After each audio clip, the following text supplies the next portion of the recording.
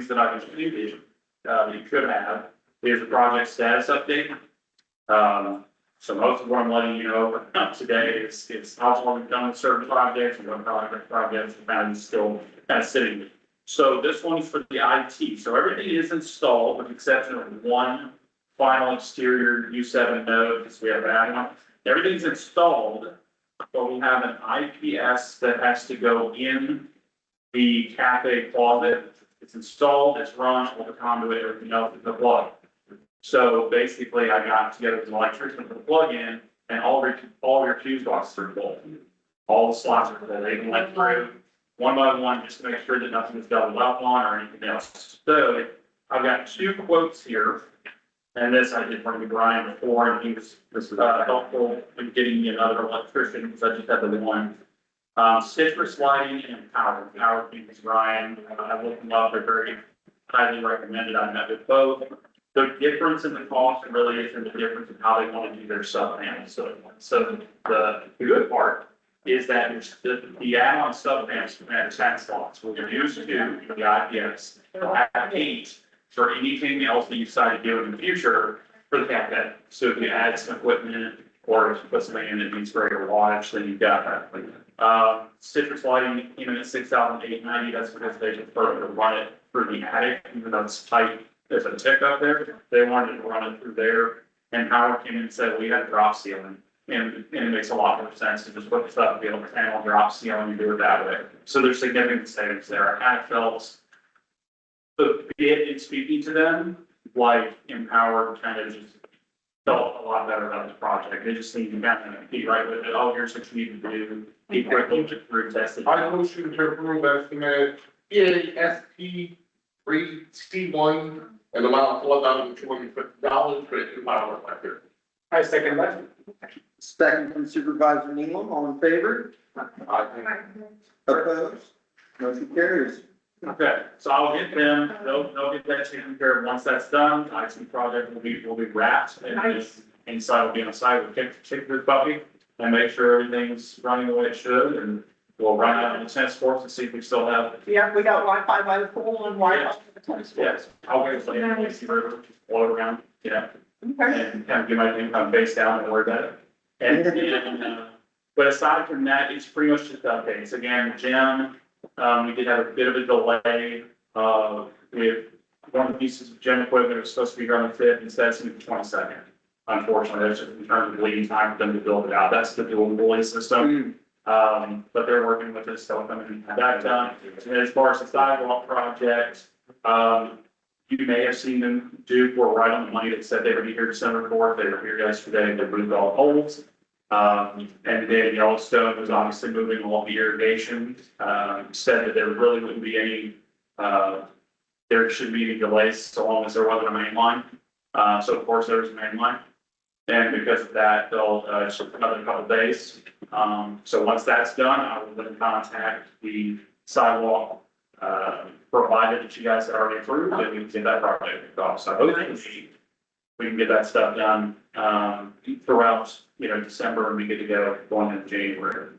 Aside from that, the only other thing we did, I think, as far as the sign, we did check in the sign for the waterfall area. I think we checked in on the insurance for that. What was that? Do you recall? Yeah, 64 if it was prorated to January 1st, 64 for the year. Okay, Okay. so when do we expect that will be installed? So, just for clarity, that was approved, it was just pending that amount? That's it. Okay. We're good to move forward. Yeah. What? Do another. That's what we have to work with, Chairman Pine as a minute. I think we had notated a couple colors. The orange. The orange, we like the orange. Okay, and there are a couple of oranges on that? Yeah, not the red ones, but just the orange. I have these, they actually have them here, Okay. because I have them from last month when I booked. Okay. I will speak with, Simon, because I think Simon talked about one to kind of clean off. He did, yeah, he wants to do, so your new pool vendor wants to pressure wash the walls. Kind of green. And I think he's trying to do it, if we do consider the RFP process, he could probably do it then. Or we could entertain it ahead of time. I don't know if they would have to agree to certain aspects, but we'll look into that. I mean, the signs can be mounted, so it's not gonna be a problem in the way, do you want to really unveil while it's still hanging, look at that. So yeah, I'll just get over to them, get that started, and make sure that gets filed. I mean, should it be cleaned before they do the install? Is it gonna matter? I think it'd be a lot. I think it would be easier to clean it before the install. I think Yeah, even if before it's gonna we be have to wait a little bit, yeah, because there is a little. I don't want you to like mass unveil it. I mean, this is gonna be happening at probably about the same time with the cafe, so if you're doing this kind Yeah. of grand opening, and you have a green thing behind That's it. actually perfect. Yeah, so if we just, if we try to push through having a manufacturer that do the pressure washing, and then just have it all. That's what I would be in favor of. All right. All right, so you have that. All right, wonderful. Anything else? The last part is previously you guys, there was an approval for banners. Yes. You have another update for that because, and Mr. Moffett speaks to the transparency thing here, because you kind of discussed doubling up on the banners, the quote came in and double the price. So we just want to know which one you guys are firm. Do you want to stick with the 12 banners where it's, My question, what's our legal recourse right now against the vendor that currently has all of our banners that we've already paid for? I don't feel as if we should have to spend another $6,000 to reprint banners that we've already done, approved. And they're supposed to be coming out and installing and picking up and putting down and all that stuff. We So have, what can we legally do as far as getting our property back? We own that, that's just your own property. Yeah, so they closed their business okay, and they have not returned any phone calls, any attempts to reach out to them. Just say, hey, where are our banners? So the streetlight banners, we had 3 different versions. We had, the 4th of July, which was I think we just had 3. We had a holiday one, and then we had a beachy themed one with 3 different sets of banners. So the agreement that we have with them is that they would come and change them, but they store sure. our other banners. And So we so just need our. they were supposed to come back and do this change by the 2nd of November, and there have been no, Communication. The banners are still like from yeah, Fourth of July. we're reaching out. You have been, you've been reaching. Yeah, I mean, we can send a legal demand to turn over district property if that. okay.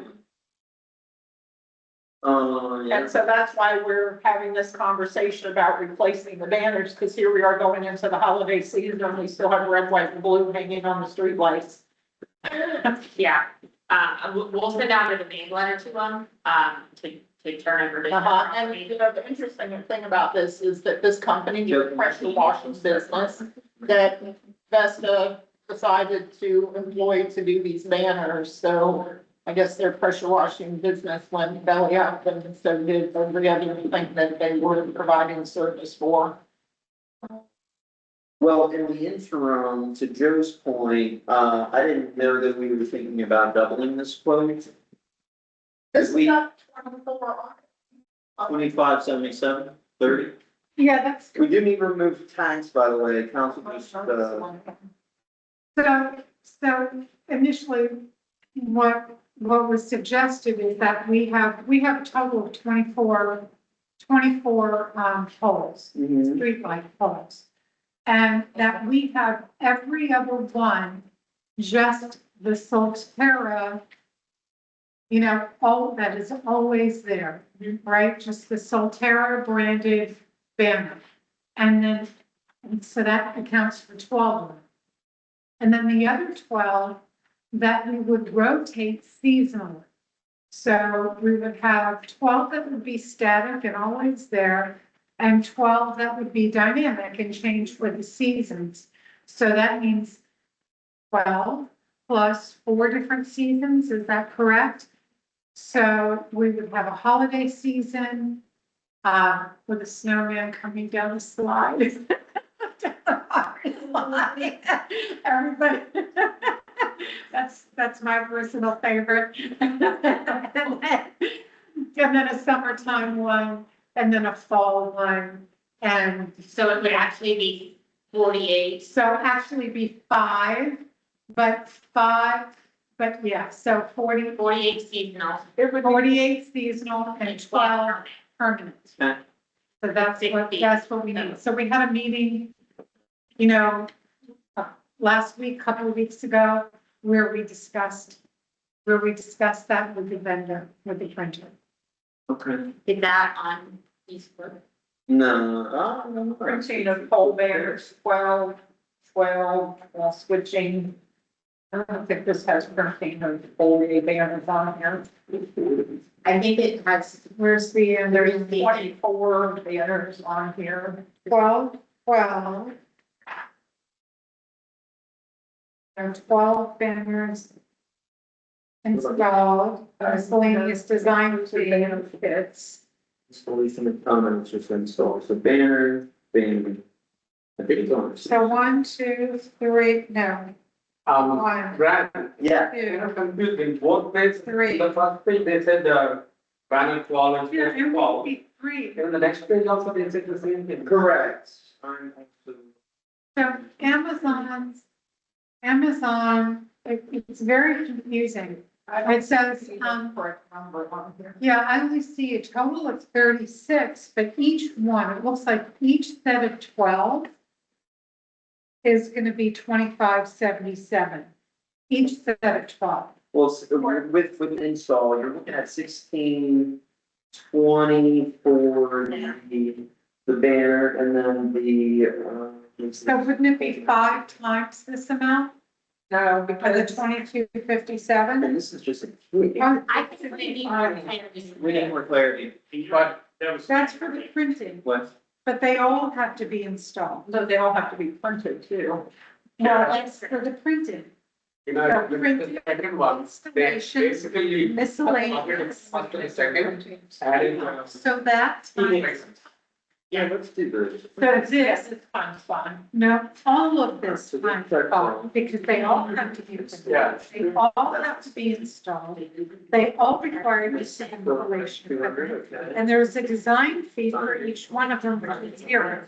So that's 25.77 for the 12. We only need 12 more banners. This is Like the whole banner kits, we have 12.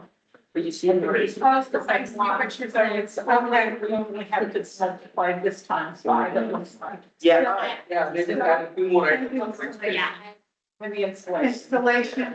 Installation times 5. So So it's minus 200. So it's a So, little messy, I think we need. so we have 12 installation We're not kits. hit Christmas.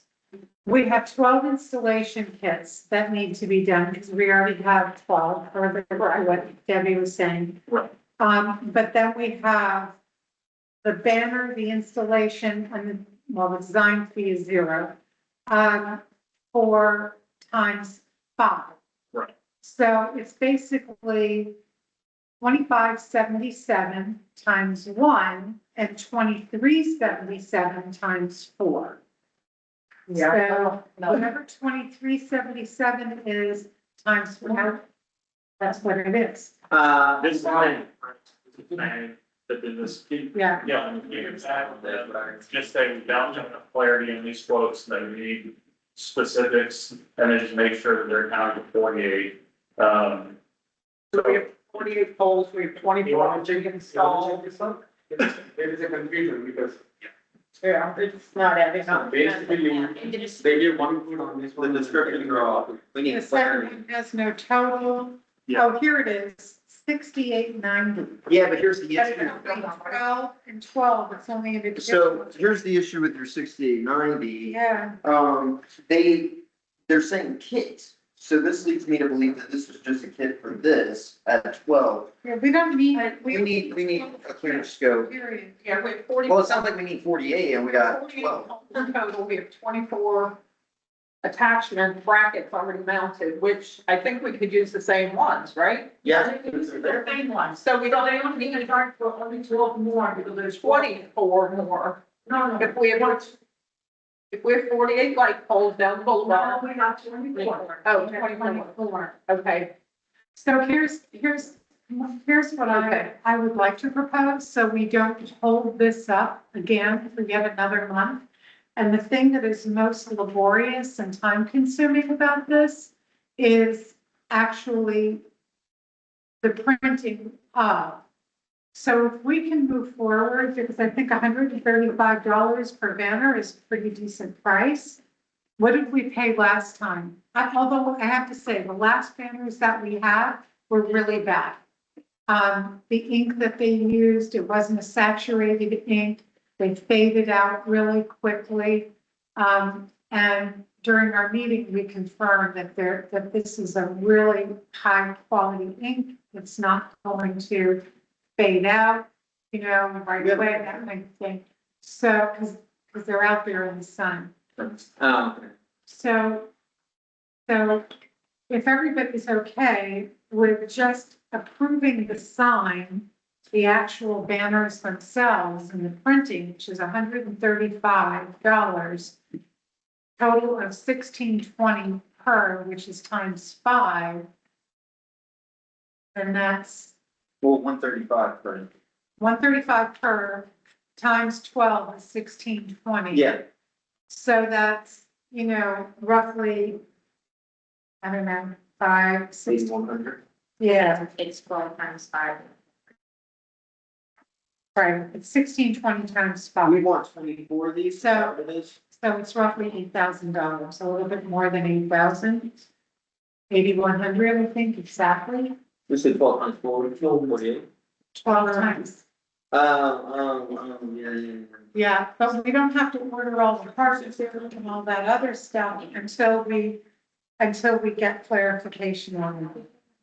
All right. When I look at this is just gonna give us one season's worth of banners. No, $8,000 will give us banners for all 4 seasons, plus our staff banners. So what is the banners? And what this would do is we would go back and get another proposal that has just the banners being printed. There would be 60 total banners.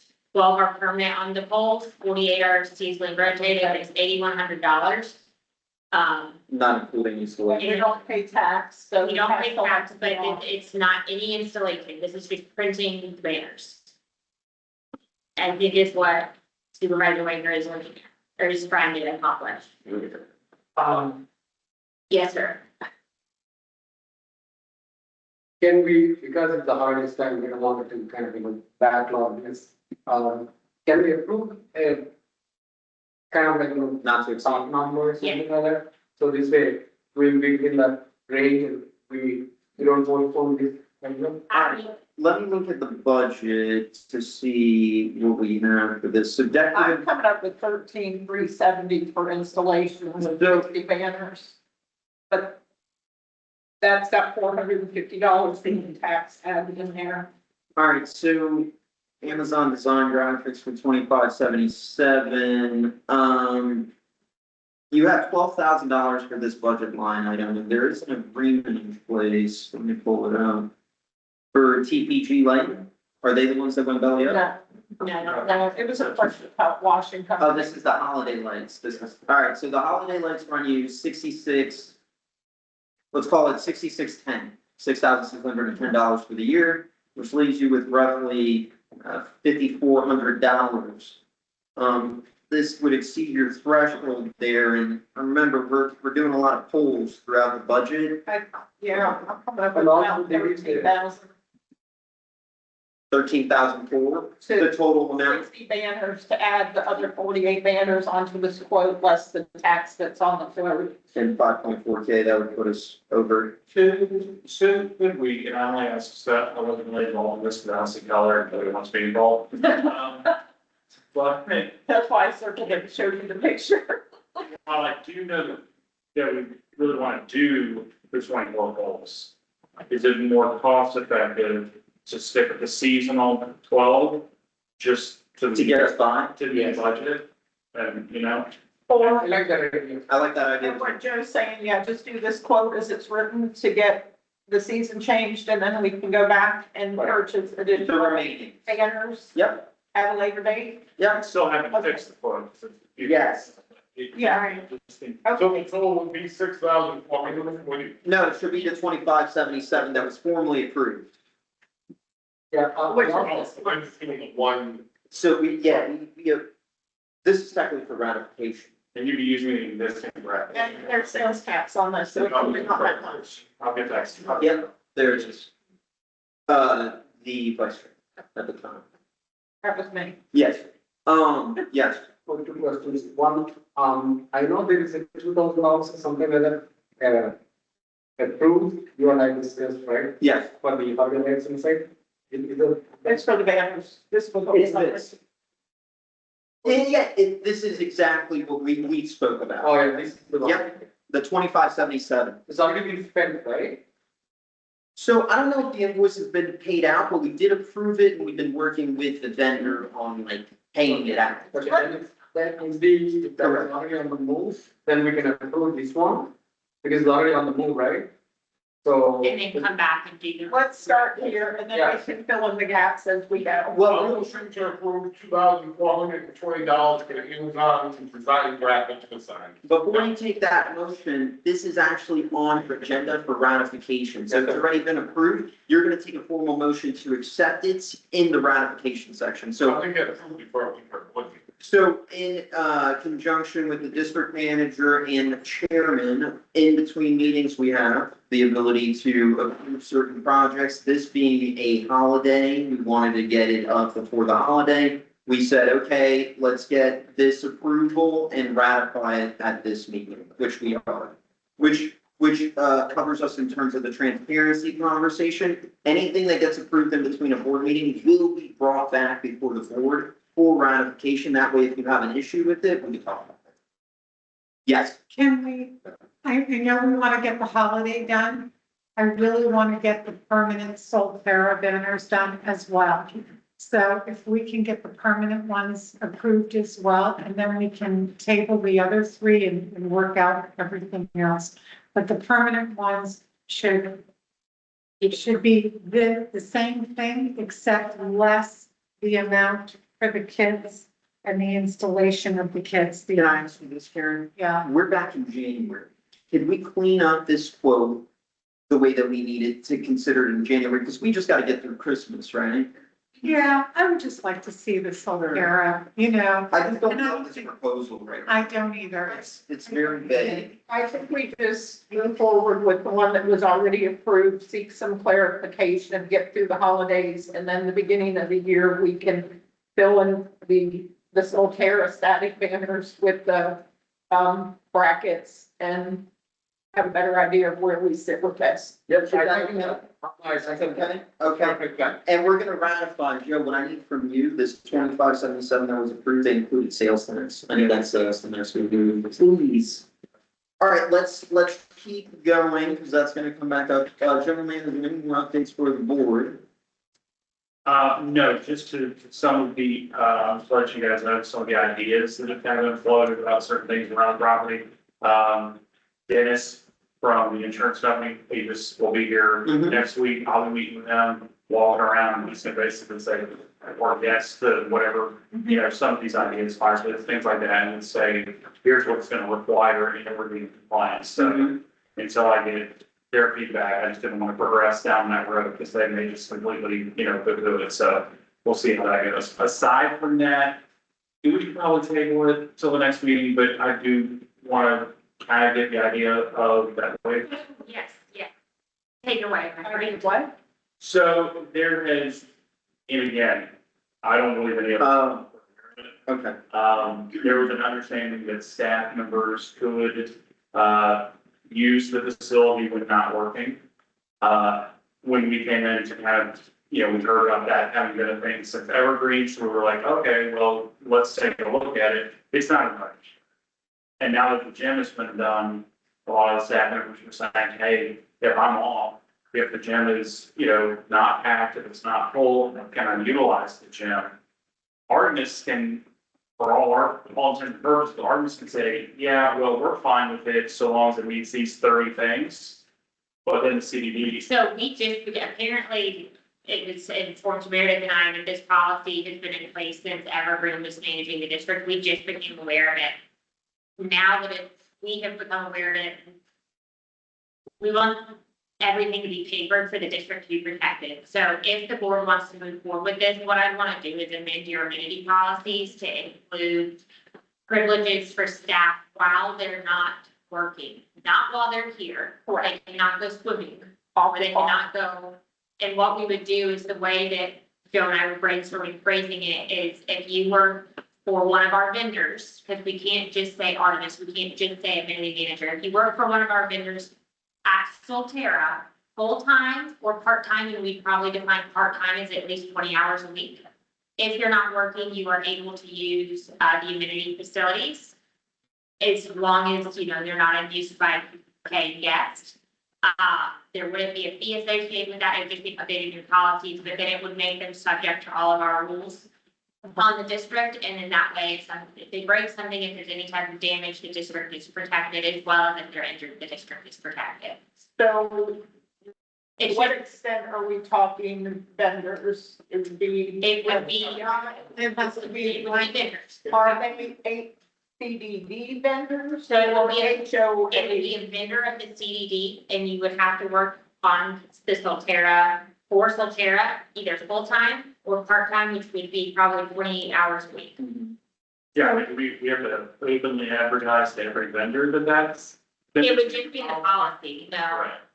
Okay, is that? Okay. But in all Say, reality, hey, come and use our facilities when you're not working. in all reality, if you think about the vendors that you have, people that are on property full-time, like dedicated to Solterra or part-time, like it's not your landscapers. it's It's gonna the be, cafe, it'll be Artemis here, right, and security. some months it could be Meredith time.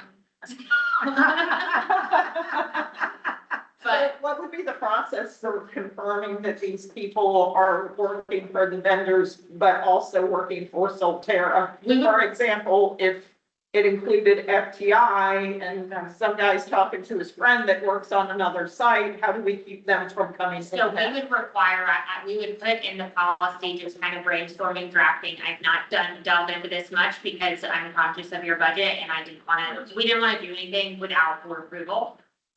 We could have them check in with the front desk. We could have a list of the names of people that would be eligible. We could give this, we could give us the list of names that would be eligible. Artemis would have their names.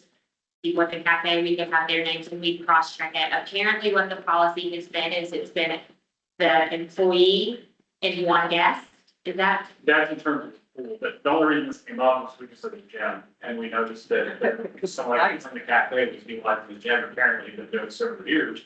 And so we're like, okay, so what was this? So it's been a retention, basically, here's per, here's who's being paid, but you also have the ability to do that. I don't know that I've ever seen any of our staff actually doing it, but I do know that once the gym kind of went in, there was some excitement, people were like, hey, any chance? Canceling my crunch membership. Yes, sir. So I think that, Right, Yes, I know we're more budgeted for the legal services. Is it anyways, I think Artemis folks are like predominantly here. yes. Can I get some of this on drop if you don't mind? maybe what? Can I get some of this some legal drops in this way? Their work can be reduced, they can review that at that point in time. Which is already, that's, that has to be all. Yeah. Can't discriminate to just. Drop. No, I know, to keep costs down, but legal is required to put all the money. Yeah. We would collect. Similar to what we did with the cabana policy is, I think it was Joe and Debbie worked together to come up with a draft, maybe that was Jamie, I don't, but the draft then got brought to Meredith and I changed it to be legally enforceable. Yeah. So I wouldn't want, we could do that if you want to take a stab at it, and then you can send it to me and I can redline it. But our biggest question was, is this something the board wants to entertain? Because keep in mind, this, will we want people using the facilities? Potentially, maybe not, maybe so. That is more wear and tear. There would be rules around that they can't use it while it's packed. If it's completely full day at the pool, they're not using it. Tennis courts, if they're full, like they can't monopolize the pickleball court, Can you have blackout days? yeah. We Can can have blackout blackout days. dates be just like the cabana rentals? Yeah, We had mentioned that on the call, because again, it's kind of a best practice. Yeah, I mean. Yep. yes, we can have blackout dates. Yeah. Well, What the, owner cabana blackout dates are? Yep. Yeah, We can look for that. Like some thing is, we also can make, but extra money on Yeah, they're gonna be. So they wouldn't be charged a fee unless the board wants, But they might. but they might go to the cafe. They might contribute to the food and beverage. The way it's been thus far, is they've not been, like, we don't have a rate imposed for it, Maybe just one rate, for the daily passes. something like that, you know. I could research to make sure that that would be a possibility legally, just since they're not residents or non-resident patrons. I want to make sure that that fits with state and federal law. How about if we give like a one-time amenity fee for the length of their employment? Well, yeah, I mean, I think that it's a really nice perk to offer to, it's really hard to attract and for retention of really solid personnel. And I think especially the type of person who is inclined to go and use the gym is probably somebody who is a little bit more diligent in terms of their mentality, And I think that, that I'm not diligent because I don't go to the gym. Well, what about this? What about Kettlebells on your phone, exactly. how about Jill and I collaborate and we'll bring back two options. One is no fee and we'll have the rules, and one is a fee. And then y'all can just, and then you have something to look at. Yeah.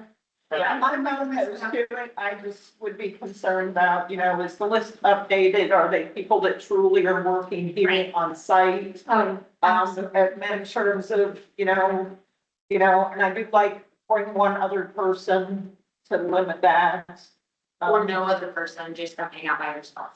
I mean, I think if somebody wanted to use the pool, they'd probably want to bring a friend with them. But we'll come up with a couple options and then y'all will have them to look at Yeah. actually. Okay. And then I can make sure that you're. My idea around it would be the one-time amenity fee for the length of their employment. We have a separate access code that goes on those cards that they get, that will work in the gym, just like a homeowner. And then it could be tracked, hey, maybe the problem in the gym, this end of the employee, we can go right to the access log, we can see the employee, if it's a vendor user, ID that entered, just like if I use my wood down the gym door, you know with me. Yeah. So that would kind of limit down that category. We'll take that back and we'll come back and document. Yeah, and maybe if I, but I think it's a good idea. And maybe if it's, if that one-time amenity fee could somehow be tied to any additional insurance costs or liability. that It would might be similar, if we are able to charge that type of fee, it would be similar to the resort fees to where it would go to your own. Right, but I'm saying so that it's not an amount that we're profiting by. Right. But will cover us for, any additional Right. insurance costs or They any, should be in our general liability, just as they were to be against. so it wouldn't Yeah. make a difference that way, really. Or Should, maybe just a little bit for wear and tear and just, to establish an intention. yep, But yeah, I think it's a really nice perk to offer. And especially if we have an employee on the resort who's always working out by the pool and they've got a kid at home or something like that. Right. It's like, what, Mom, Dad, no, it's a really nice bird. it's a nice thing it kind of shows who we are. Yeah. Culture. It speaks to, the culture of the community. We'll bring back options in January. Draft, look out for the draft ones in Okay. detail. All right, let's jump into budget updates. Start off, we have the investment options that we discussed in our last meeting. So I have contacted my senior leadership team. So in January or February, we will have either our vice president or our director of finance will present to the board your options, give you some background on your tax sweep accounts and all these investment options, show you what you're currently invested in, some profit margins that you can make annually. So look out for that, for your investment options. Any questions? But I know you, The investments. yeah, as far as the bank, the notes that you guys deposited, have you looked at any other banks where we get some extra yields? Some extra I mean, like, earnings? yes. Yeah, so, our finance team is usually pretty conscientious at doing some market research with all the banks, because we service hundreds of CDDs. And we're usually pretty good at, if there is an account that is earning 5 versus the 3.5, we're gonna make a recommendation to the board and say, hey, you have this option to be able to move your funds on an earning of 5% versus 3.5. Giving you examples, this is not tangible. But we're pretty good at that process. Us being a new board, we're going through that exercise now. So, I would look to the senior leadership team and make a formal presentation on what banks are offering what. And then we can make that decision hopefully in January, early February latest. And also like, we have some surplus left, right? We do. Yeah, in the surplus, is that really anything even among kind of like 1.99%, anything which is really, It should be in something already. It doesn't tell me what kind of account we are currently in. Let me look. Let me pull up our latest financials for Solterra.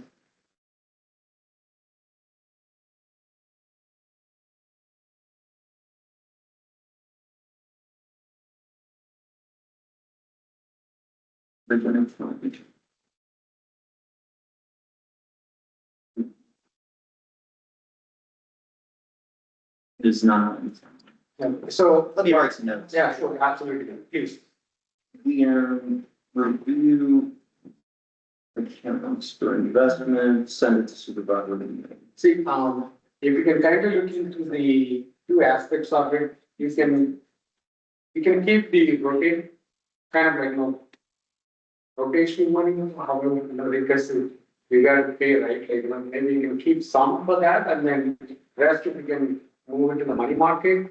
Even the money market account, it will say, depending on where you go, 99.99% up to 1.99, some banks give up to 2.992. If you look into that, maybe we can move, so as long as we have some money there, it means something, because we have close to 800. I think you have over 1.2 million. Yeah. The surplus, right? Yes. So that's going to bring some decent dollars. Yeah, So, To give you an idea, another board that I have comparable to you, they have a surplus of 1.1 million. They're earning like 33,000 a year. holy cow. Yes. Fantastic. Yeah. Yeah, please. Yeah. Money. And I do believe that some of our accountants council had actually mentioned that they should be invested into something. I'm working with check the liquidation, because sometimes on money market, there's a 1 week liquidation, some it's, Sure. some it's 3 days, so we need to know And the that. rates vary with the term of the, Yeah. agreement. And give brand, you can provide some kind of a presentation like one page, nothing to the volumes, and just go straight to the, what is the return on investment type and what options that we might have. So this way, for example, if it really is 33,000, that covers the labor cost. Yeah. It's cost. No, I know. Yeah, it's, trust me. Yeah. And we should have, I mean, with the healthy surplus that we have, we should have a good amount invested. So yeah, let me do that research as my next tangible budget, and then we'll revisit this conversation January, February.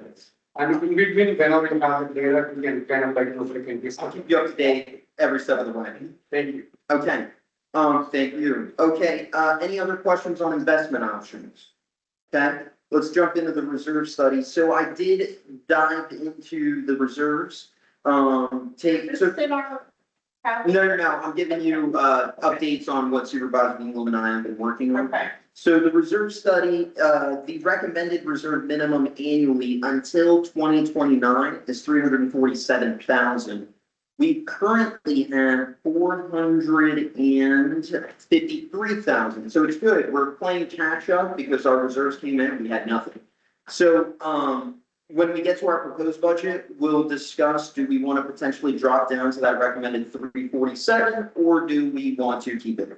And then after 2029, we will be able to drop our reserves with the current reserve plan to 196,000. So in 2029, it goes down from 347 recommendation to 196. And, on page 12 of your reserve study, there's a full breakdown of all of your assets. I'm sorry, the reserve is not in the agenda, by the way.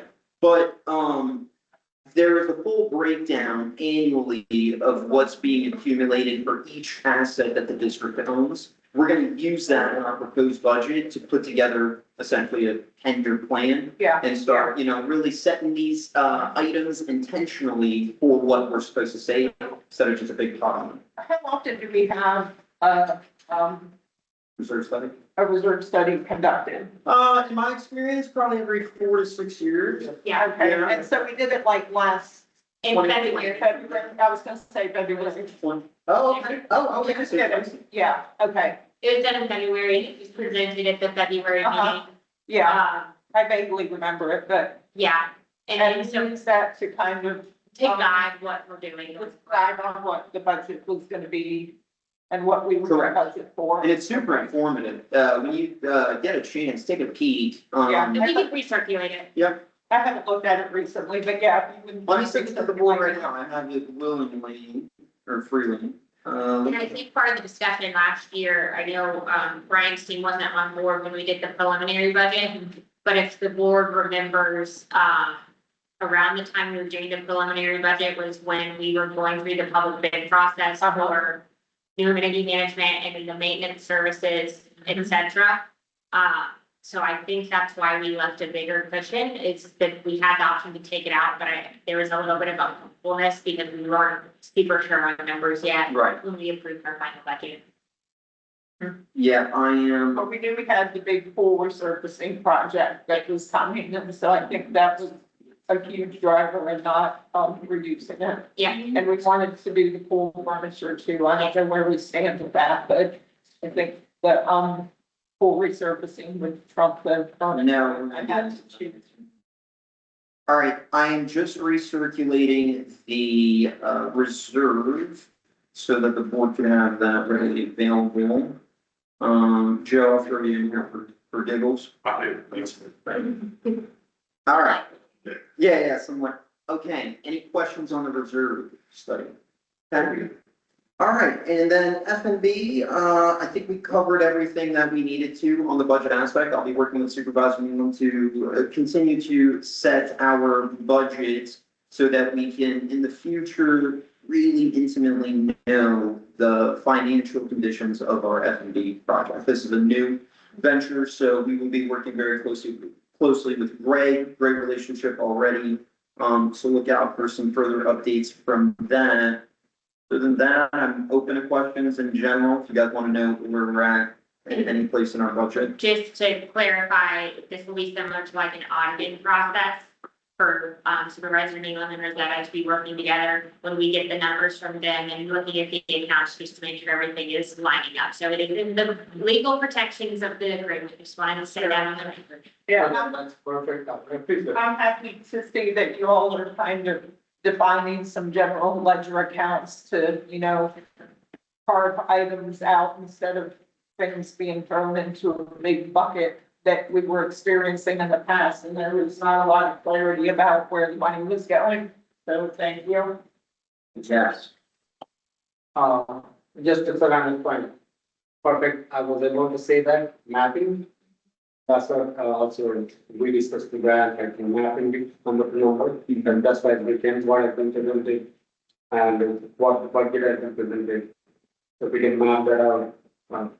Maybe not totally exactly, but at least to the point where we know the whole mapping is perfect, especially at the top. Yes.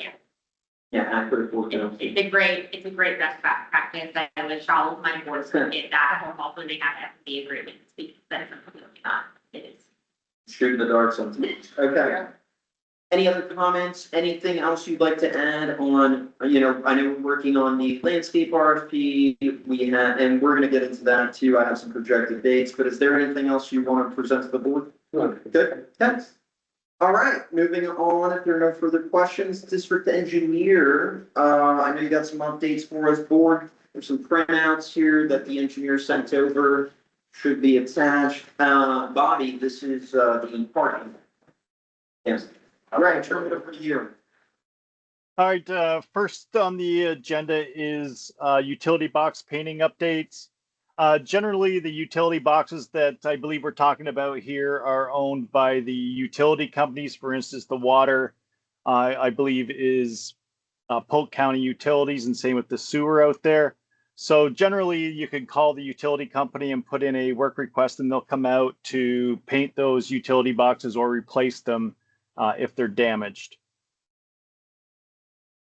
The other thing is the handouts that are in front of you for Oak Blossom parking. We were able to. Utility boxes for a second. Sure. Okay, what we meant by painting them was either wrapping them or painting them in a decorative way. Something that we're missing the opportunity, these big, ugly, green faded boxes, not just up and down the boulevard, but around the community. And because they have to be accessible to the utilities, we can't obscure them with really nice landscaping. And what they have done in a lot of municipalities is they've actually painted them, Decorated them so that, and it's a missed branding opportunity for us instead of just having these big ugly metal boxes there. Yeah. You know, we could actually have them wrapped or painted in something that's a Solterra brand, maybe even have QR codes for the restaurant or for the cafe, like, hey, Sure. how long, are you hungry? So I think what we can Yeah, do that is, what I would say is either myself or Greg, the other Greg there, could reach out to the utilities department to verify one that it's possible to do, and then we could talk about designs and so on to do it. yeah, and Greg, this is Savannah, what I agree wholeheartedly, but then we want a written agreement Of course. with Polk County, that would allow us to do that to the boxes. So we can run that down if you'd like us to. And if they want samples of how they look and what other municipalities are doing, I've got a slew of them. St. Margaret's went through and did them too, so. Nice. I love something. Can you send us everything that you got to me and Greg Woodtown? Yeah, sure. It's kind of like a big thing. And some of the municipalities have actually hired and, actual artists to do them. Sure. I don't think we have to go to that expense. And for longevity's sake, maybe wrapping them is a better idea. But there is gonna be a cost to this. So I'd like to also try to monetize it, like, with, either cafe, blah, blah, or rent a cabana. Sure. It's hot out there today. Rent a cabana. It's a billboard.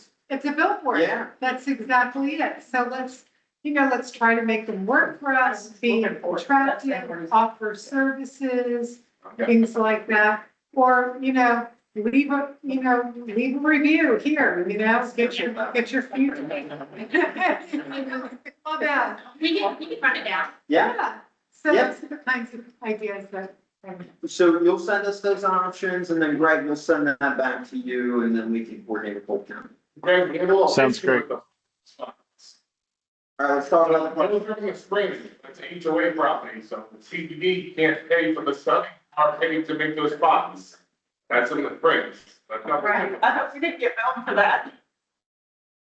Yeah, Oak Blossom, Blossom is not us. Oak Bluff Drive is inside the spring, that's totally controlled by the HOA. And the same thing goes for Villatown. Villatown has their own HOA, so none of that has anything to do with us. As a pool design, it's not there that many spots, but unfortunately, totally outside of it, we can't touch it. So maybe you can build a HOA for that, and that's if they want to do it. Greg, what do you think about that? Yeah, I mean, first let's see if it's possible for us to do it, and then we can talk about those options. We can't do anything We with that. can't do anything in it. It's not CDD property, he's arguing. Oh, That's owned by the HOA solely, that's inside the gated private roadway. the only thing that I could think of is maybe you could get into an agreement to the HOA to utilize those boxes to No, do yeah. something like that. There's a gate that's Yeah. closed 24/7. We Oh, have- I we have- see, I see. No, I hear you now. I get it now. I missed that portion of it. But something we definitely can't eat. Yeah, gotcha. All right, Greg, let's keep going. Well, all right, Let's, so addition, Any updates? I was just on gonna go over health? the park. Oh, go ahead. what was that? Greg, go ahead. Okay, I just wanted to review the parking on Oak Bluff with the board. We were able to fit 33 spaces in there. We tried to utilize some of the landscape areas there are landscape requirements for parking spaces, so we tried to utilize some of those existing landscape areas for the landscape for the parking to minimize cost in the future. Yeah, forget about this. This is Oak Blossom. We are not, That's not CDD property, that's behind the hard gate, it's owned by the HOA. anything that has to do with that whole space, all of this is for naught. It's not for us. So are we paying for engineering hours to get renderings for the HOA property? So, Greg, because we were working on Oak Moss, right? Oak Moss. We asked for both lots. Did we ask for, We Greg, never asked for that. did we miss something maybe? Well, at the last meeting, we presented a few different areas that parking was going to, and we figured we could get 25 parking spaces in here. And at the last meeting, the board said, let's. Yeah, let's, Okay, I recall that conversation, and I also recall we specifically said that Oak Blossom belongs to the Springs. That is not us. Oak Spring Lane at the roundabout, and a couple spots on Oak Reflection Loop, possibly. Yeah. Greg, let's revisit this. That's all. If you could work with us on the Yeah. billing aspect, I'd greatly appreciate it, but we could get on. Yeah, we'll be able to work with you on that. Okay, we'll get offline on that one.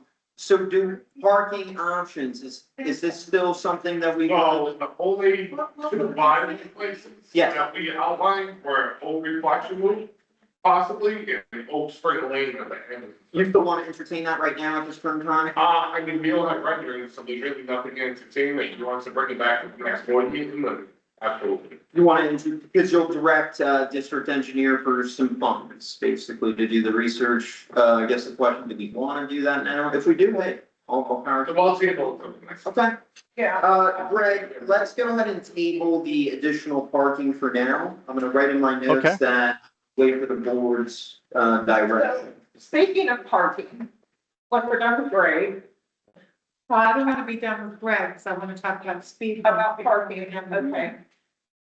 Let's finish up with Greg and then, Well, I want to talk about speed bumps with With Greg. Greg. yeah, that's, so, Okay. no. Greg, do you have anything else? If not, Karen has some questions for you. Sure. Yeah, go ahead. I don't have anything else. All right, so, it doesn't happen often, but there are some of the, even though the Springs is not under our purview, we do have residents from the Springs that live at the far end of the community, and some of those folks like to race up and down Solterra Boulevard. Now, occasionally, we have events like we did this past weekend with the Florida Classic and other events where we have a lot of youth. And those youthful guests like to rent these slingshots and very, very fast vehicles, oftentimes without mufflers. And they like to race up and down the boulevard, not just the boulevard. I will say also Oak Moss Loop, anywhere where we have a straightaway. And it is, number one, extremely dangerous. Number two, it is extremely costly because they are doing donuts where there is not a traffic circle or just in the middle of an intersection.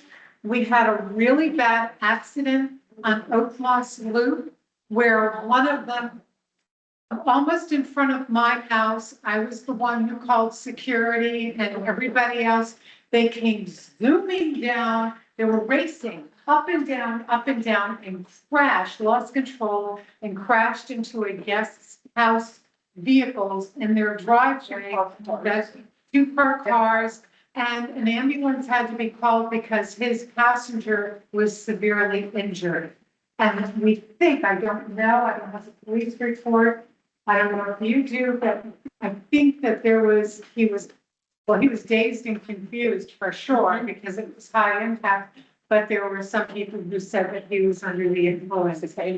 So for me, you know, as a homeowner, I reported it, made sure people showed up, and then I got the heck out of there because quite the crowd was attracted, and I didn't want to be like targeted. This is a really untenable situation. And we had asked in the past to have speed bumps on all of these straightaways and up and down.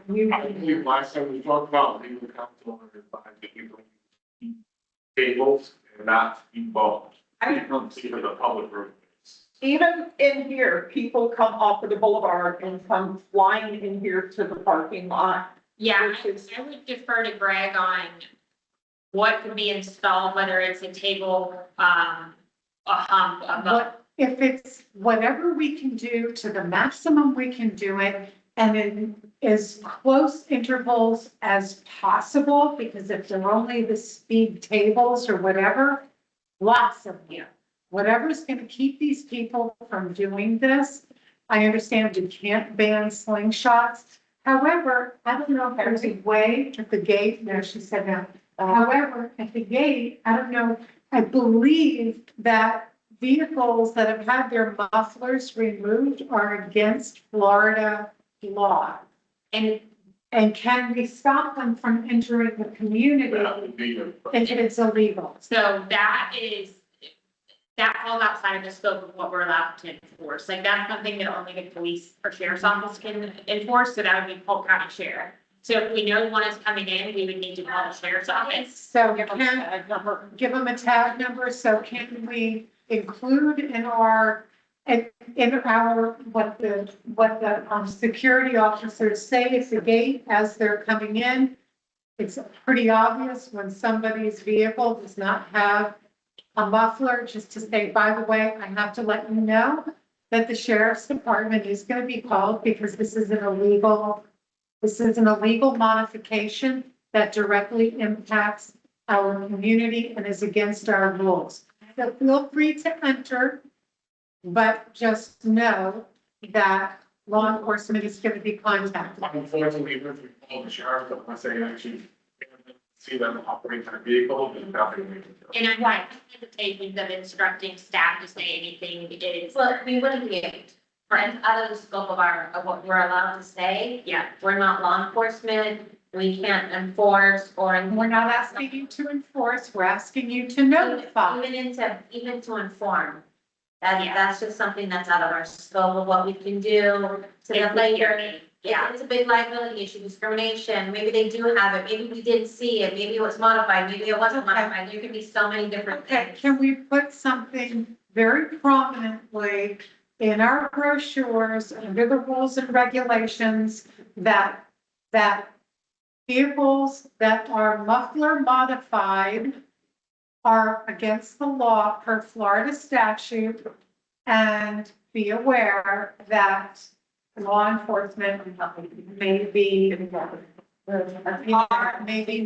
that. think that like the second that 190 chapter there. where we Yeah. do the police. our vehicles do say any vehicle, any parking, you're required to comply with, you know, all traffic laws, rules and regulations. I'm uncomfortable going that far. So what can we do? I got- Personally, I was kept up all night, all day, 7 o'clock in the morning, they're out there doing donuts in the intersection that my house backs up to, racing up and down the street.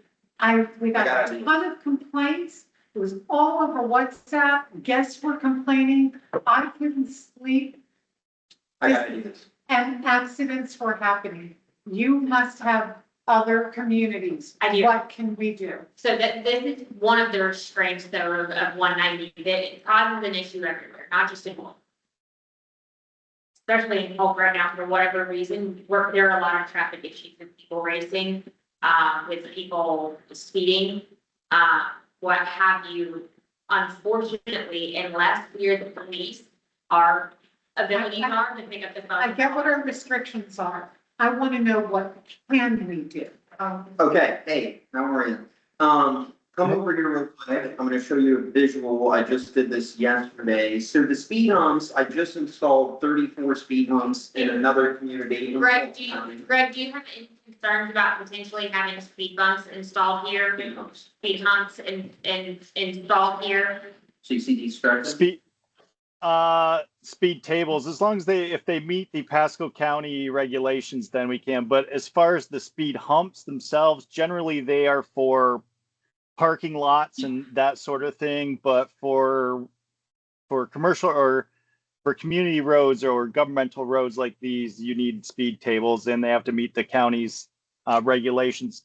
There is a process involved. I think, let me look into it and I'll put the detail on the next agenda with the process and we can talk about it, but that'll definitely help out there. Yeah. Greg, the reason, so I just did this in Polk County in another community. The CDD also owns and maintains the roadways. They did approve the speed humps, council reviewed it. The district engineer put a formal plan together that I can submit to you, for your review from Kimley Horn. This was reviewed with the county and approved, so I believe that the speed humps that they set, I believe they were 4 feet wide and 3.5 inches tall. So we were able to ensure that vehicles wouldn't be damaged, Right. if they were to over this, and we installed 34 of them throughout the subdivision. To your point, we couldn't install them in the main boulevard. That required a speed table, but within the subdivisions, we were allowed to do the speed humps. Just a quick Yeah, look, that we can. Yeah, I was talking about, well, 30, it's not major freeway, so like you're saying. So we can use tables on the boulevard and humps on the side Here streets. would be the actual tables, Mhm. and I have a district right now in Hillsborough that in combination with like their crosswalks, they get a speed table with their crosswalk. And we need crosswalks too. Speaking of, Yeah. Let me, Yeah. go ahead. We have a lot of intersections that do not have crosswalks. And I see kids out there, people with their kids on scooters, trying to navigate these streets. It's not safe. And we did just have an accident. My mom was out at 7 o'clock in the morning, my 90-year-old mother, 7 o'clock in the morning, walking her dogs. And there was an Uber driver who was waiting to pick up or do whatever they were doing, who was right next to her. And somebody was racing, and it was a white Tesla.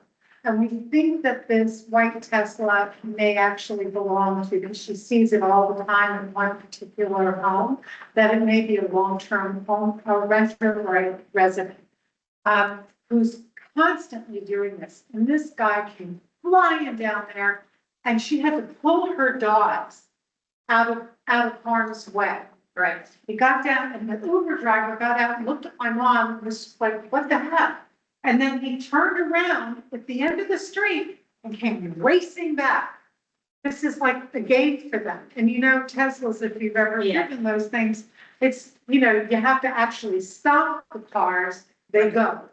And so this is like a great, drag racing thing. We gotta stop it. Why don't you let the three of us, Greg, Brian and I, work together, bring back some type of plan for the subdivision roads, like actual options, and then if we can do anything on the main boulevard, and just have an idea of what it would be, where they would be, how many, et cetera. And how much it would cost. Yeah. The more we can have, the better off we are. I want people following their state over there. I mean, even the four-way stop sign down here is a suggestion for most, and I can't tell you how many times I've been out walking my dog or a car's gone by and I could have reached out and touched it because it either Right. didn't stop Yeah. or felt like, We'll bring the plane back in January. as a pedestrian in the crosswalk, that I'm unimportant or, how I get to the crosswalk and start walking and they decide to slow down and tell me it's okay to cross. We All have, right, so I'm gonna send, if you think about our community, and we are so, family focused with a lot of young children Yes. who are taking their, oh, I live in a little community in Montana perspective. Right. Back here, they're not thinking about these cars racing up and down the road, they're just going. Yeah. We don't want that lawsuit, we don't want that fatality. We can actually talk about that. I know those options on it. Talk about liability on the record. Okay, you know what I'm saying. We'll bring back a plan in January and we'll see where we can go from there. Greg, are you good with that? Yep, I will be able to get you the standards and details from the county. Sweet, thank you. I'm sending all of us the full agreements and district engineer renderings from Western CDD that we just finalized this on, so please take a minute to review that. All right, so we will work with staff, between staff to figure out some solutions for our speeding issues. Karen, anything else for your district engineer at this time?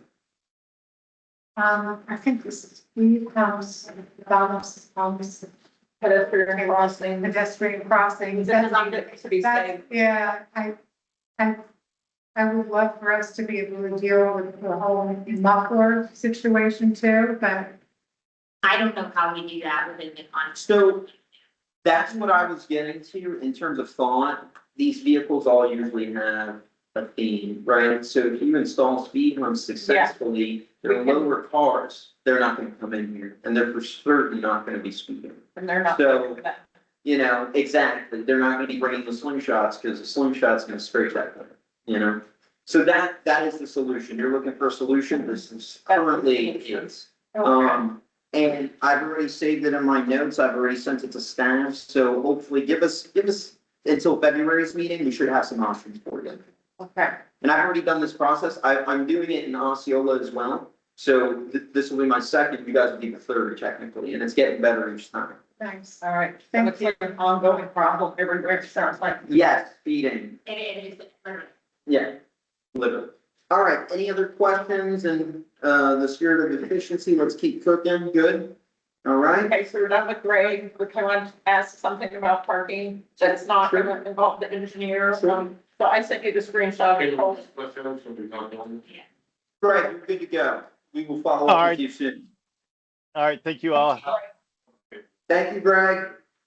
So I Thank you. briefly mentioned at the last meeting to Meredith, could we do some sort of collaboration between the HOA and the CDD to offer homeowners some sort of a rebate for the expansion of their driveway? Yep. And so I did a poll in the WhatsApp group, which I sent to Brian, and the response was pretty overwhelming. There were 16 or more that said that they would definitely entertain that. There was another half a dozen or so that wanted more information about what that would look like, and there were only 2 or 3 that said no. And I think that they were just kind of salty because they'd already paid for it out of their pocket and didn't think it would essentially be So- fair. So Meredith and I have been looking into this. We're still researching the state and federal law implications, as well as before I give a definitive answer, I have to get signed off from bond council again.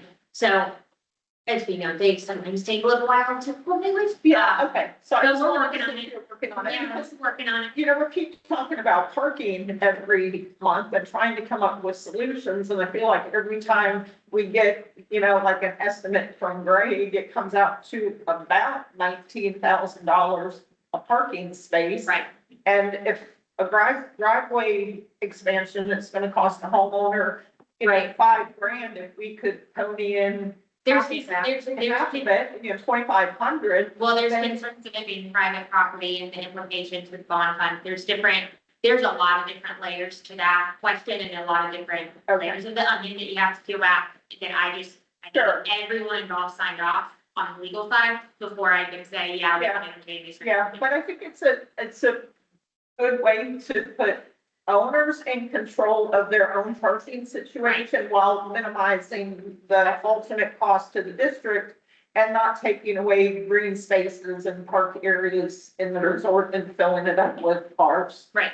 Yeah, let's keep searching that. I would be also gonna say, as long as they haven't finished their garage. If they finish their garage, I think they should be in.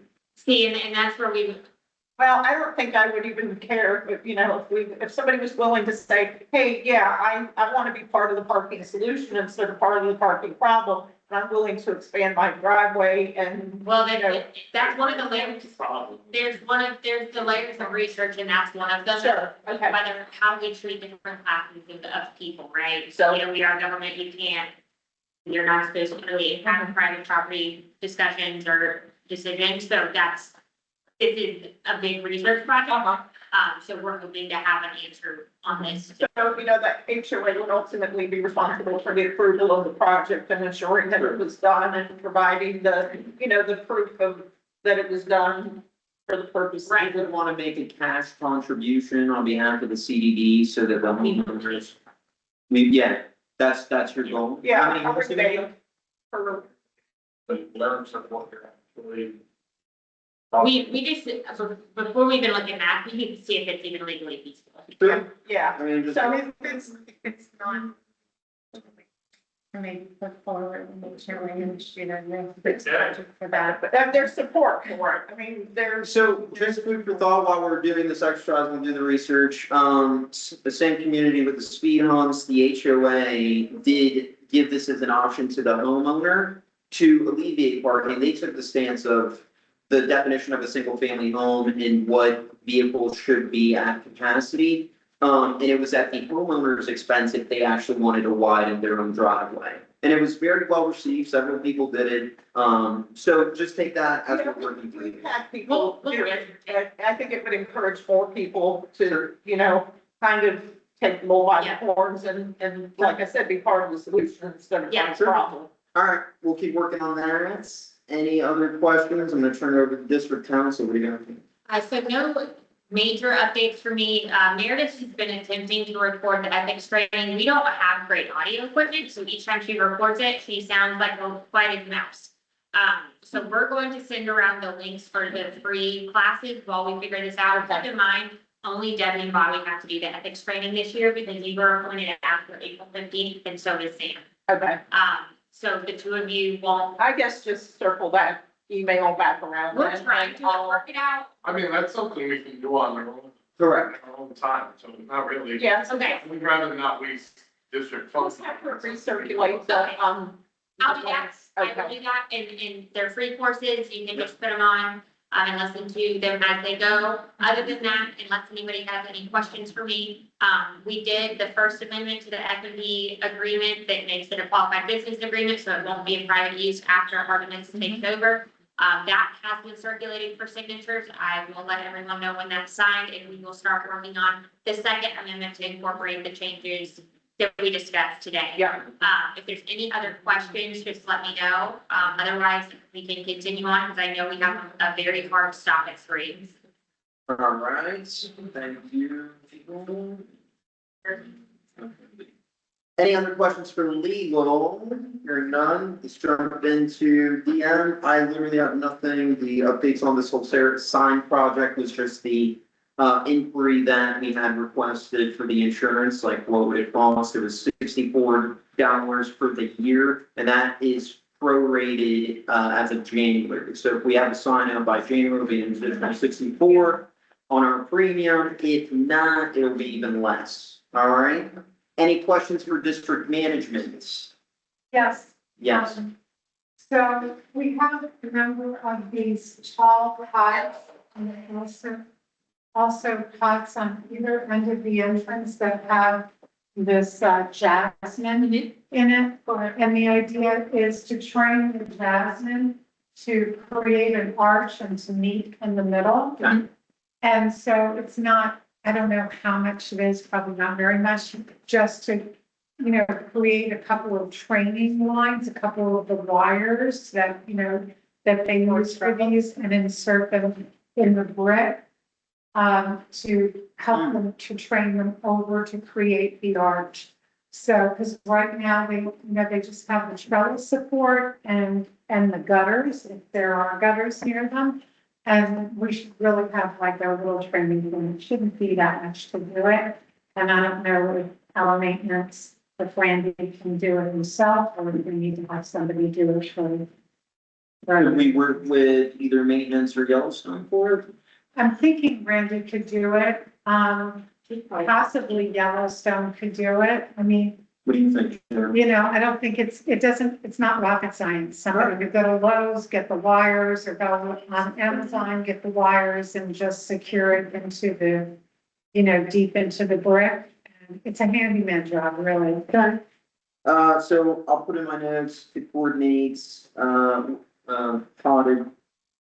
plants. Because by the summer, they will probably get close to meeting in the middle, so really get this going. To create arch. Right. To create arch. All right, let's work on it.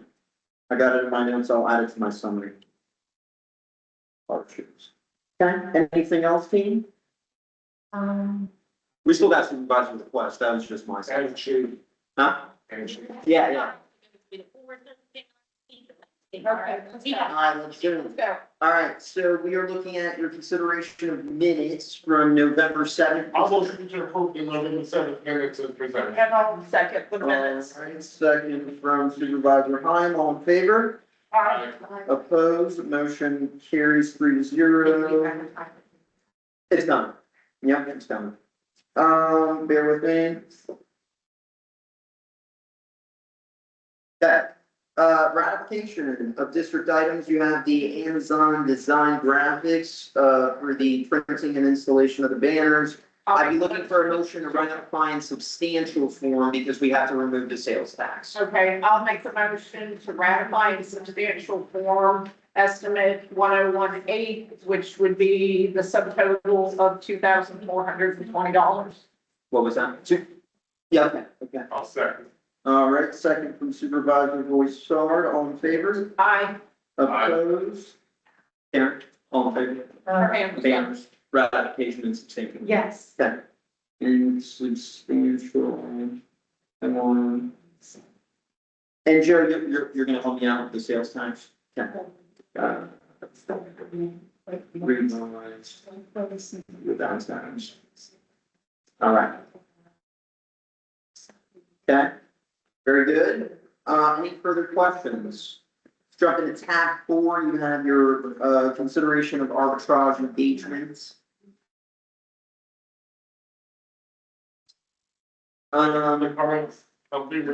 This is an annual requirement, It's pretty standard. correct.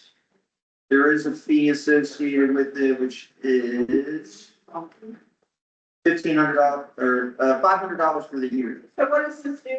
You're required to do this for your bond, and then arbitrage I'll proposal. motion to approve the engagement letter as presented for tax commissioners and. Very good. I'll second it. Second from Supervisor Heim. All in favor? Karen? In favor? These are the annual requirements. 3-year bond calculation period. Okay, STEM reviews, all right, bear with me, we're cooking, we're starting. Opposed, motion carries, okay, everybody voted. All right, consideration of RFP. Before we say anything, we are not making a formal decision. The board at your last meeting just requested a follow-up to include the Lazy River lights, so that has now been included. This is just informal.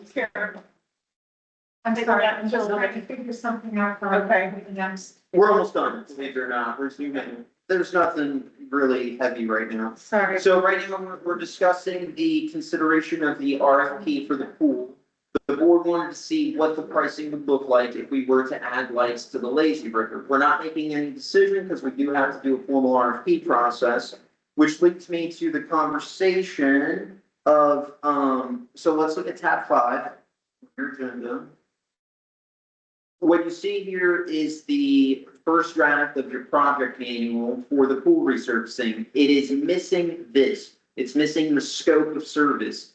Our new vendor, it has offered his services for $500, which is really good, to be able to work with management to put a scope of service together so that we can bid out our pool RFP. So really good there.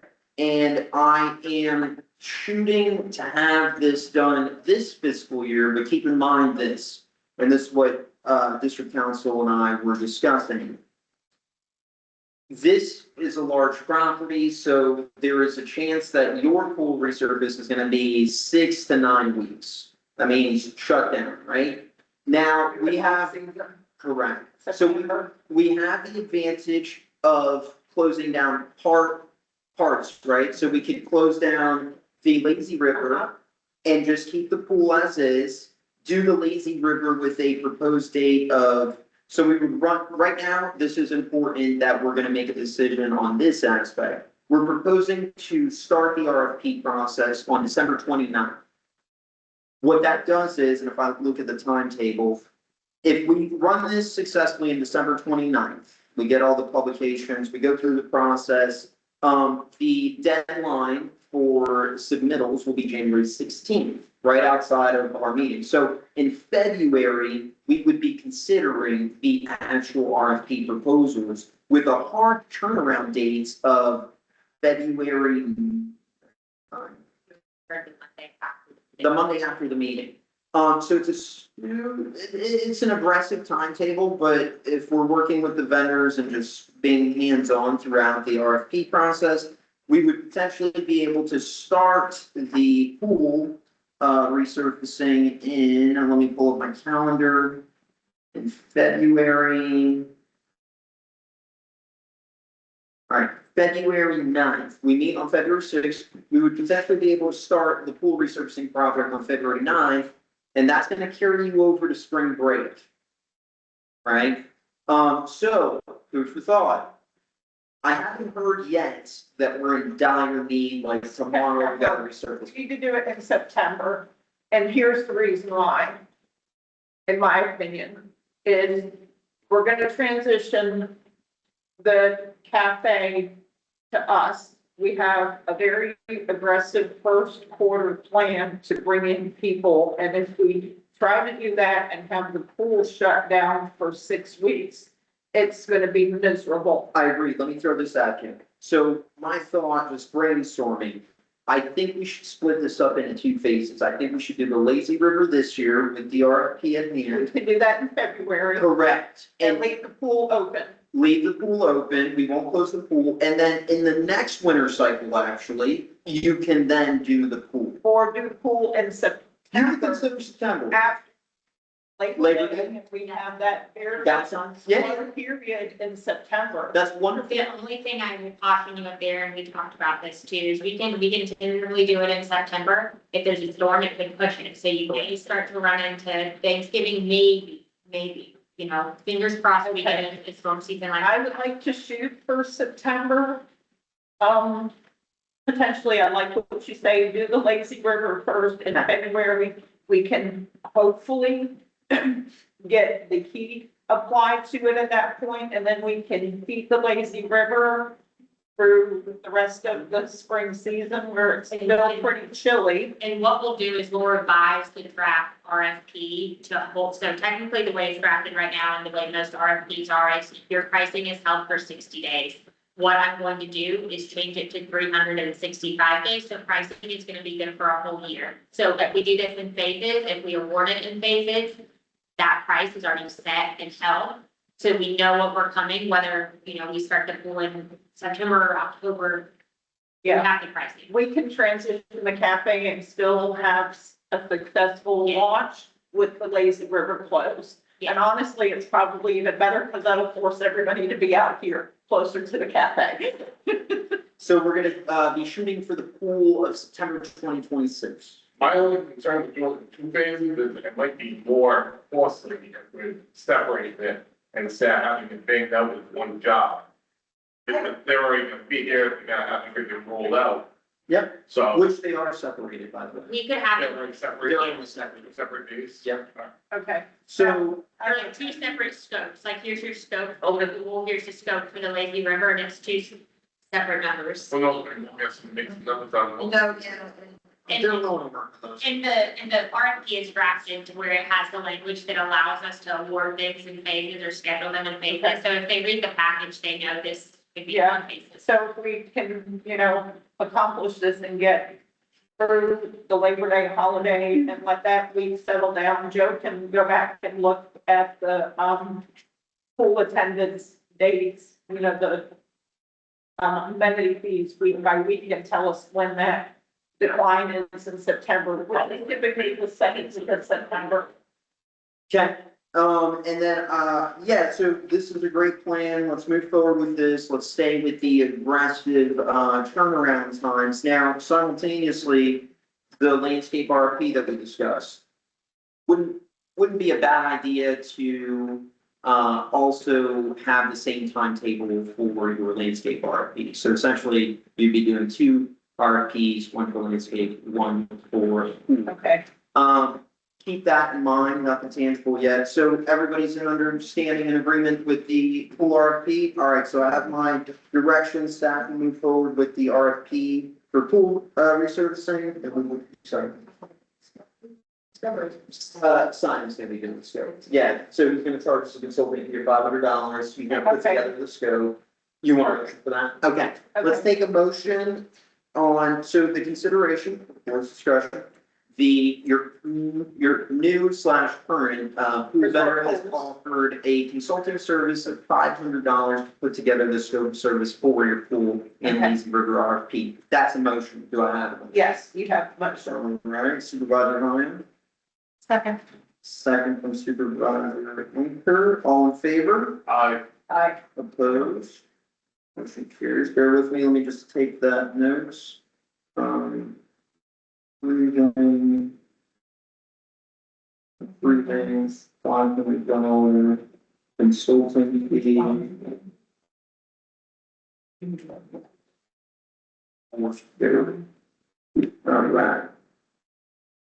Okay. All right. And I have my staff direction. Any other questions on floor P? No, good, okay, let's move on. That's awesome. All right, let's do, consideration of landscape consulting services. So this is what we've been talking about. This is what I've been working with Supervisor Winker. Sunscape is a consulting firm, with landscaping specifically.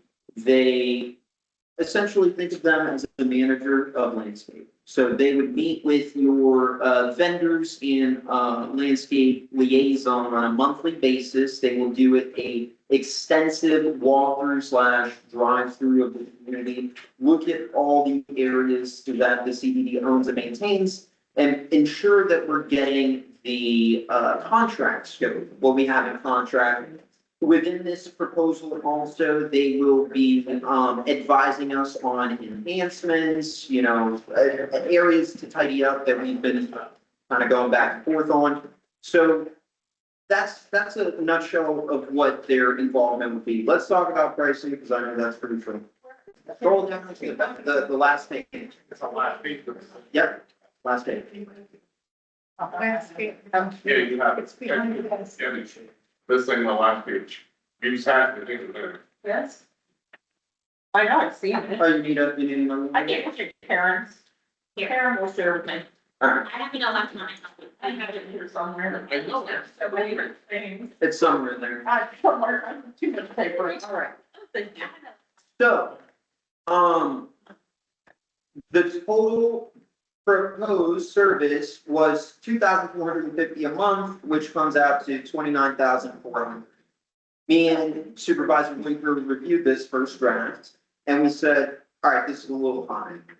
So we went back to the vendor, kind of discussed, and got their thoughts, like, how did you put this pricing? And they're very fair with their pricing, and they have a very good service. So, you know, we basically stated, hey, our supervisor is willing to be more engaged in the first year. We understand that there's a relationship building and there's going to be a lot of attention because they did drive to the property and notated some deficiencies. So they know the front load is going to be a little heavier. But Supervisor Winker has offered to be more engaged to bring back some reduction in costs. Okay. So they went back, they sat on it for 24 hours, they came back to us and said, hey, we're excited about the opportunity. We do believe that we can make an impact. We're willing to drop our fees down to $21.50 a month, which equate to annually. Yeah. Oh, $25,800. So they were willing to bring their pricing down roughly close to $4 Okay. grand. Rosetta also offers a, field service inspection program. We're significantly more cost effective. I think we'll probably come in between 12 and 15. It was 12 when we got the. Okay, okay. so 12,000 Okay. for the RFP when we got the proposal for this. For the services. Amenities management. Yep. Yeah, yeah. So, all right, take that. We haven't been able to put together a proposal for the board's review. I contacted the internal team, they didn't have enough time. So now here is what's not included in Rosetta's program. The RFP, for them to facilitate the RFP process would be an additional fee. It's usually $3,500, so that brings us to, let's call it $15,500 for the first year with Rosetta. Okay, versus 25,800. And I'll say this, our landscape consulting program has some limitations. They're not gonna be as engaged in the day-to-day, in the month-to-month, but our new guy, we had our previous, field service manager, he had some health concerns, so he's no longer with the company, I believe, very nice guy. The new individual, Matt Moranchik, he has a background, he actually had a landscape business, so he's one of these smaller guys. He's super knowledgeable. I've actually really been enjoying, 3 properties I worked with him. Super knowledgeable, but again, the limitation is he will not be as engaged with the contact vendor, with the reviews of proposal, with that aspect of it. So is he capable of coming and assessing the property and helping to create the map? Yes. The mapping part of it? Of what the long-term vision should be? All right, Can he help do that? I would say yes. Create a whole blueprint. I will say yes. I Okay. do believe his qualifications enable him to help district management put together a legitimate scope. Okay, Again, I say that with my 3 months of working with him versus my 2.5 years with working with Sunscape. Sunscape, I am on record, I have full confidence in their program and their staff with the Okay. current team that I currently work with. and would Matt come and do a monthly Yeah. inspection of the property as Yeah. well? And you would get a report every meeting. It's actually, it's very From nice. both? You get a report with pictures of all the deficiencies. It's redlined. There's color codes to Okay, and describe. so we would get that with either vendor. The only difference between Rosetta and Sunscape on their monthly, Rosetta provides pictures, Sunscape does not. It's just Okay, bullet lines. So my whole aggravation with this whole thing is that we even have to hire a third party to kind of supervise our landscape company. If they're doing that bad job, let's our even call it J. We're gonna take another 30 grand to supervise a company and kind of get set them and hold their hand. So then they come give us a report, we're already paying millage going for the same type of service. which payment for landscape design and No, that's usually included, like, they sent us somebody, anything else done for that, looking at the scope that we. But they're going around the deficiencies. so Bobby, your argument's very valid. This is actually what we get the most Yeah, resistance on, right? We're hiring a babysitter to watch over somebody that should be doing their job anyways. That's usually the first resistance. yeah. So to give you guys some perspective, I have 6 out of my 11 properties that have landscape consulting services. And it's usually the properties at this scale. This is a very large property, a lot to look at. What I can tell you operationally, landscape is an ever-growing, problem, so to speak, or, obstacle. And you are usually not getting the full scope of what your contract calls for through your landscaper because you have several limitations. My experience, your supervisor's experience, I couldn't tell you weeds from grass sometimes, even with my experience. So they are able to have those intellectual conversations and actually hold the vendor to the contract terms, which I have seen actually save more on the long run on what you would have been missing out that should have been in the contracted amount. Hard to define that with a number, like, hey, this property got an extra 60,000. Hard to define that, but what you could see is if you go to a town of Kindred that has 3,300 homes and have a resort as yet, you could see their property against ours, and I'm telling you, you could see a visual difference. I'm gonna have to go to this town of Kindred. Yeah. It's all, I hear from Monuments, I hear from Yeah. else, it's town of Kindred there. Exactly. You walk the trail around the amenity center and you get to the back side of the pool. There are 2 trees about this big around that have been dead for months. Has anybody from Yellowstone gotten a little saw and sawed them down? No.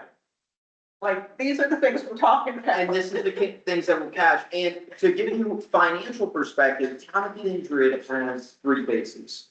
2 of them pay 43,000 for this exact agreement, and the other pays 18,000 a year. So together, they're making more, like 64,000 off of that property. They're coming in for us at 25.8. I say this to close out my statements. This is a nice to have. This is not a need to have. If we want to elevate our landscape throughout this community and take it to that next level, can we afford it? We can with our current budget. Is this something that we need to have forever? I don't think so. I think what I'm looking at this as is, let's get somebody in here, let's whip them into shape, let's put together a scope appropriate for the district, that way we'll be able to utilize that scope anywhere, anytime. You'll never have to run into the issue of, is the district management or staff in general experienced enough to put together a scope? I see this as an initial line with the option of keeping. So I close out. theoretically, we could bring Sunscape and get them to do the whole global mapping of all the landscape in the entire resort, get things going, and then we could either choose to terminate their contract and move to Rosetta's monthly monitoring, or terminate it altogether. Yeah.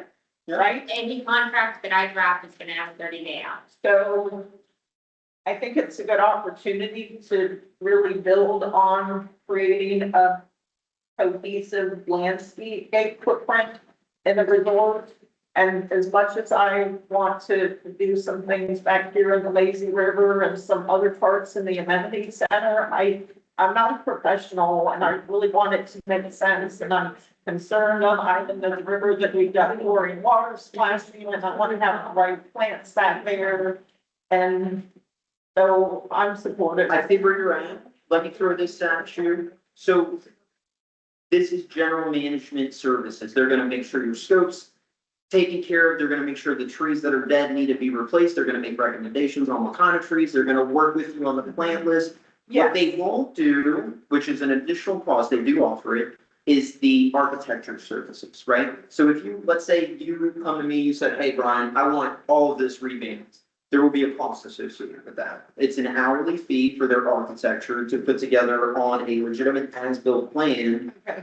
Or we could say, here's the area of the resort that Yeah. let's tackle this. Or Let's you tackle could the island and the Lazy River. Correct. And Okay. we could direct our staff to do whatever, and you have a wonderful supervisor with a ton of experience on the landscape. Yeah. She can do the legwork to say, hey, I want this in this area. Okay. And now you eliminate the need to go into an architectural service unless you want it. But I feel like we should go forward with Sunscape at least for a period of a year, just to try to clean up and, kind of get a footprint of what we really want to continue to maintain. okay. Yes, Supervisor Lincoln, what are your thoughts? So, I totally get what you're saying, Bobby, and that was my first reaction, was like, what? We're already, but what I do see is that, we have a vendor, like all landscape vendors, who are basically, it's their job to actually do the work. But they're coming from a different perspective. and their aesthetic considerations and other they're not necessarily, and there's no way of knowing, somebody who comes in with a good bid for installation and maintenance is not necessarily somebody who is going to have an aesthetic or the perspective that we want to improve. So, you know, for instance, you know, we're coming up with something, you know, this power plants, right? And they're coming up with these things and they're, you know, trying really hard and they're providing us with, you know, with renderings that were like, you know, I'm doing better on my ChatGPT, right? And that kind of thing. But we need to have, my time isn't unlimited. And it does take a long time to do all of this stuff. So I would appreciate a little assist in that regard, for the benefit of making sure that our community has an overall theme. And that theme is also, Florida friendly, Florida native plants that aren't easy to maintain, that require lesser amount of irrigation and that kind of thing, that are going to be drought resistant and also cold resistant. We just got a little cold snap. And if we have plants out there that aren't hardy beyond 40 degrees, we got to start wrapping all of those things, which is, you know, quite laborious for maintenance and that kind of thing, to wrap them and unwrap them for the day, because you can't keep the blankets on them during the day when you shove them out. So a third party is going to be able to give us that assist, whether it's through Rosetta or Sunscape. And you said the total one on Sunscape was? Total, they have revised and they agreed to this is 25,800 for the year, 25,800 for the year. But it's on a monthly basis. 2150 monthly, and you can opt out. And we have a 30-day. Now, I will say, you know, a lot of this is front end of the budget. Meaning, a I'll lot, motion to approve Sunscape. We already have a motion. 25,800. We already actually have a motion for. Oh. Do you want to second it? I don't have any motion. No. Motion. motion. I thought we said a motion was for Sunscape. No. Okay. So we have a motion from Supervisor. I'm just waiting. And the landscape person is just gonna sit here with him. I had a second from Supervisor. All in favor? Opposed? And I really do like that there might be some opportunity to kind of act on some of Karen's wishes to be able to provide some fruit bearing plants throughout the resort. I have some pineapple pups that I'm willing to donate if somebody wants to plant them someplace out here. Yeah, that would be so cool. To be. I'll look for them on there. I'm gonna come back, we're just making some notes. That'd be so cool to be able to walk down the street and pick a piece of fruit. You said we had a hard stop at 3. I know, yeah, we're running. 25, I have. What else do we have to do? What's left? Dave, and I've got a couple of other quick things for landscape. Under supervisor All right, request. let's jump into shade, take a motion to open the shade session. I'll make a motion to open the shade session and close the public meeting. Time, and second from Supervisor Boyd-Star, all in favor? Opposed? Motion carries, bear with me, let me, everybody in the call, we are taking our shade session, we'll be right back.